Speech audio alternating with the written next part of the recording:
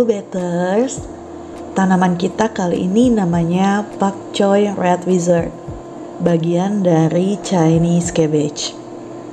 Pak choy ini sendiri adalah bahan yang esensial pada kuliner Chinese dan pada kuliner Asia lainnya, sehingga sering disebut sebagai King of Stir Fry, rajanya tumisan.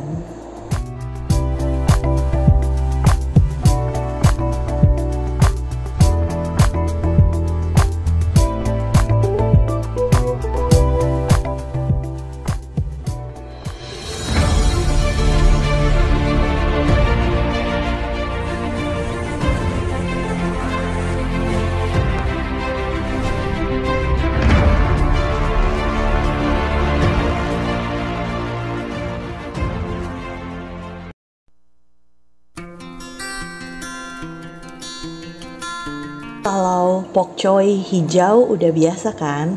Nah yang ini versi ungunya, jenisnya Red Wizard. Aku googling kenapa namanya bisa Red Wizard, penyihir merah.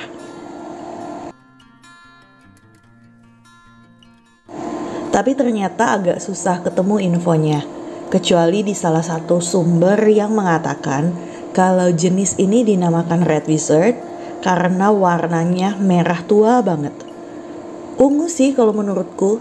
Terus daunnya besar-besar seperti kubis yang ditanam oleh penyihir di cerita dongeng anak-anak. Kurang lebih seperti itu.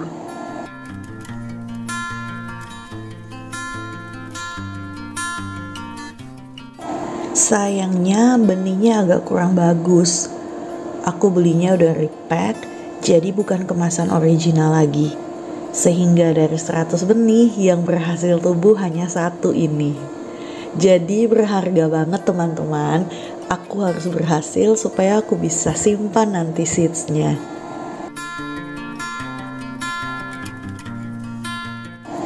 Aku jujur pertama kali tanam tanaman sejenis kol begini.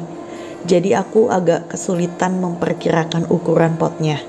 Nanti kalian akan lihat di video, aku berulang kali ganti pot. Media tanam sih standar, tanah, sekam mentah, sekam bakar, kompos.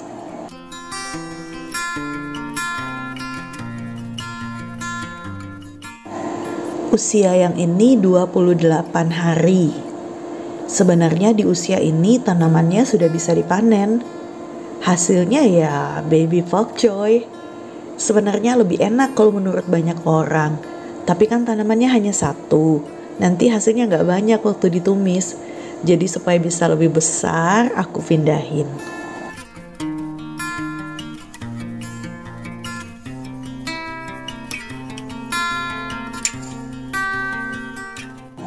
Kalian tahu nggak apa bedanya pak choy dan pok choy?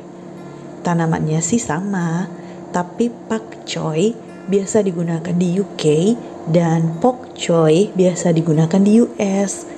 Kalau di Indonesia ya tergantung kebiasaan, jadi suka-suka aja.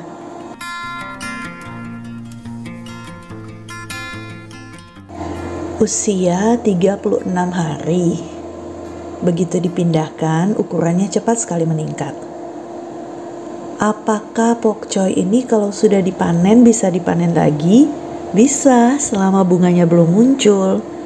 Kalau sudah muncul, masih tetap bisa dimakan, tapi kualitas rasanya menurun jauh.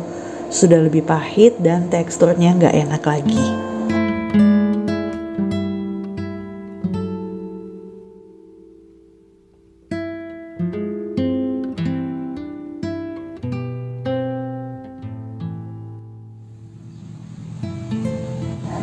Terus, aku udah lama gak bikin pupuk sendiri. Jadi karena aku kebetulan lagi rajin dan sayang lihat kulit pisang cuma dibuang, aku sempatin bikin pupuk sederhana. Aku juga punya daun kunyit putih. Belum sempat kupindahin kunyit putihnya, masih males. Tapi sayang kalau gak pakai daunnya.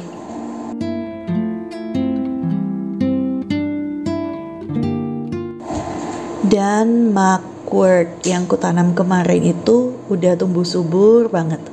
Kamu bisa lihat videonya di sini.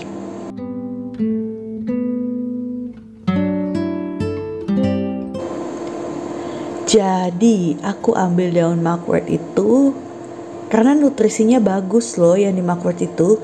Jadi aku ambil dan buat jadiin bahan pupuk. Intinya apa yang bisa digunakan aku gunakan.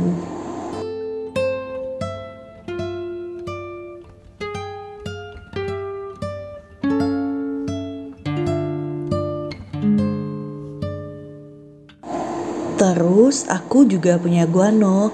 Guano itu kotoran kelelawar. Bagus banget unsurnya untuk tanaman. Jadi aku masukkan juga. Terus kasih tanah sedikit dicampur.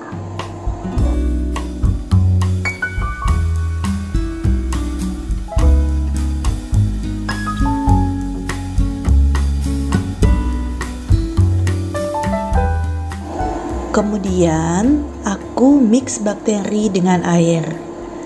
Nah kalau yang ini karena aku nggak mau endorse, jadi nggak nyebut merek. Kamu kalau mau silakan cari produk bakteri yang sesuai dengan apa yang kamu temukan di marketplace. Kalau untuk produkku ini, caraku tinggal dicipratkan ke bahan-bahan pupuk yang sudah tercampur.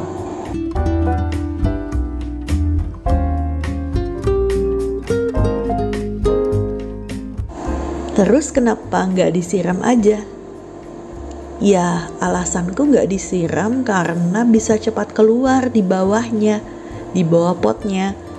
Sementara produk bakterinya mahal, aku nggak mau rugi. Jadi mending aku ciprat-ciprat aja sampai tanganku capek. Jadi deh, tinggal digunakan setelah menunggu 1 minggu.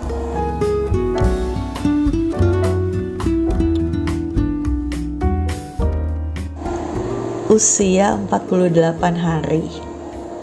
Jenis ini bisa dipanen dalam 50-60 hari. Malah kadang ada yang sampai 70 hari.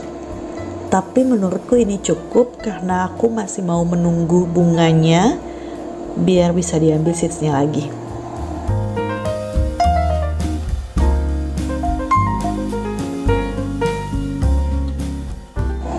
Pak choy ini sebenarnya nggak perlu dicabut. Cukup dipotong aja bagian atasnya, lalu sisakan sedikit daun di bagian bawah. Nanti dia pasti akan bertumbuh lagi.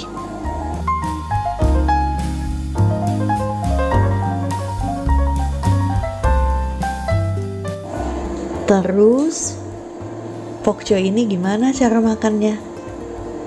Kalau aku, paling enak dicampur mie goreng, mie telur, pak choy, daging, udang, ebi, telur puyuh, kecap, digoreng dengan peanut oil.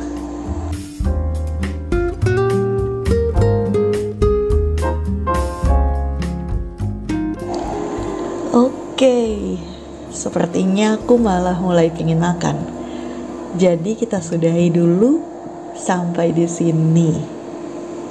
Teman-teman, tolong dukung kami dengan like, share, dan subscribe supaya kami bisa terus menghadirkan konten-konten seperti ini. Bye-bye.